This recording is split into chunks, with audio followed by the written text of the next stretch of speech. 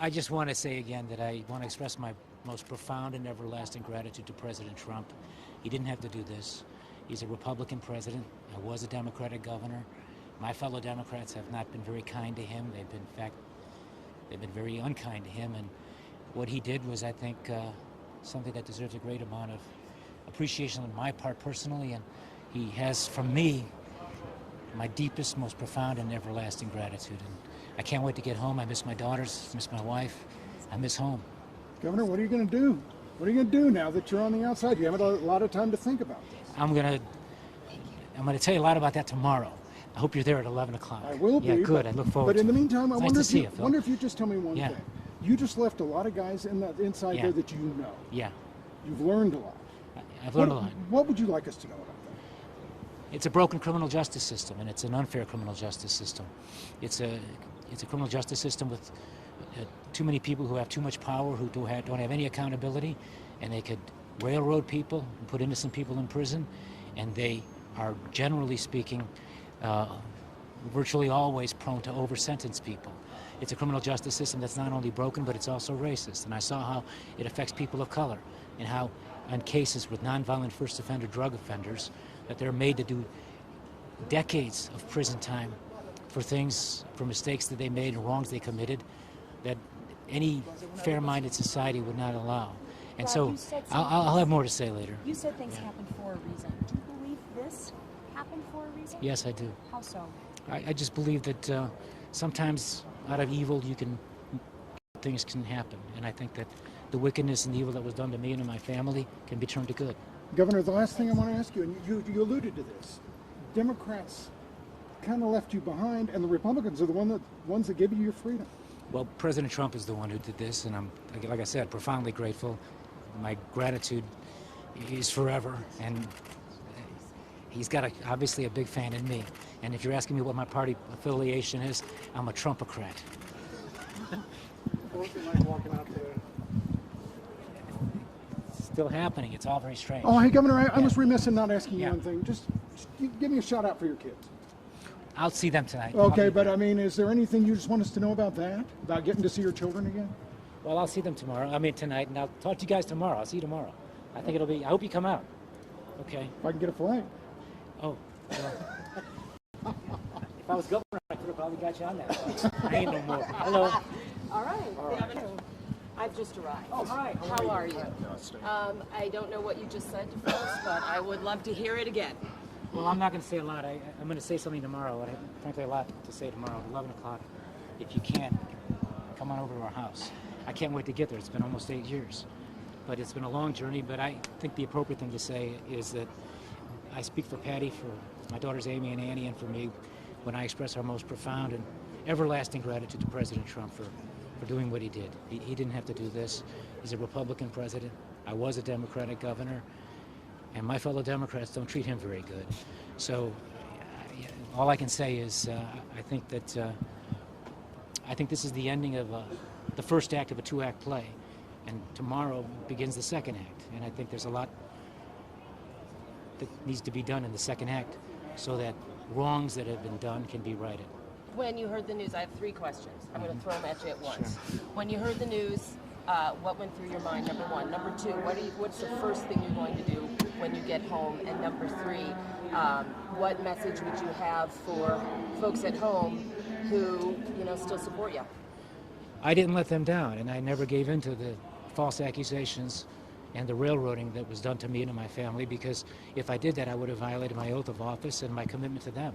I wasn't just some businessman who may have done some things that maybe you make a decision because it's practical, a business decision, and you say the things these people want you to say, and then they go and give you a light sentence. I wasn't going to do that because I was in a different place. I was an elected governor twice by the people of Illinois. They trusted me, and I didn't let them down. And so fighting back was a way to not only stand up for my own reputation and for my children, and for my wife, and for my late parents who raised me the right way, but it was a way to fight for the people of Illinois against corrupt prosecutors who have too much power, who are accountable to no one, and who break the law to do their jobs because it enhances their careers. But I'll have more to say tomorrow, and I think this is a new day, and I think that there's a lot of work that can be done.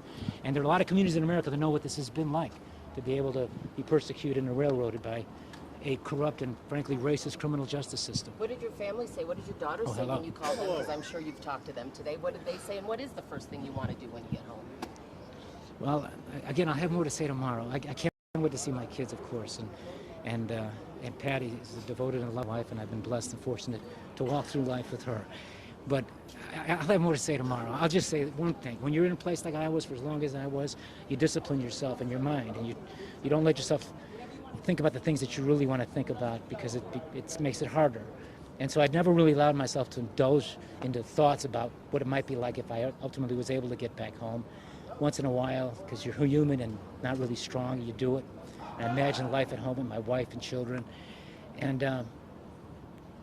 But mostly you discipline yourself, and you just take one day at a time. You stay focused on the things you have to do, and you make goals for yourself every day to get through each day.